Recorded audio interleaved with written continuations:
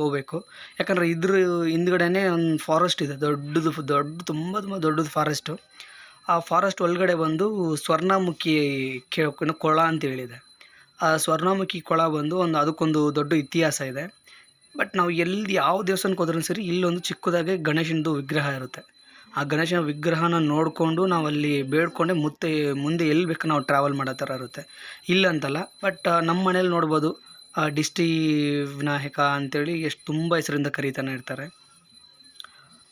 ಅಷ್ಟು ಗಣೇಶ ಬಂದು ಸ್ಪೆಷಲ್ ಆಗಿರ್ತಾರೆ. ಅಷ್ಟು ಎಲ್ಲ ಕಡೆನೂ ಹಬ್ಬನೂ ಗಣೇಶ ಚತುರ್ಥಿನೂ ಆಚರಿಸ್ತಾ ಇರ್ತಾರೆ. ಮತ್ತು ಇದೇ ಥರ ಗಣೇಶದ್ದು ಯಾವ್ದು ಇದು ಬಂದ್ರೂ ಮಾಡ್ತಿರ್ತಾರೆ. ಅದೇ ಥರನೇ ಗಣೇಶದ್ದು ಬಂದು ಮನೆ ಡಿಸ್ಟಿಂದನೂ ಇದು ಮಾಡ್ತಾರೆ. ತುಂಬ ಕಡೆ ಇದು ನೋಡ್ತಿರ್ಬೋದು.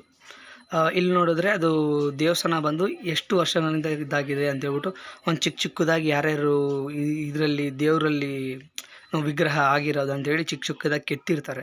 ಅಷ್ಟು ಚೆನ್ನಾಗಿದೆ.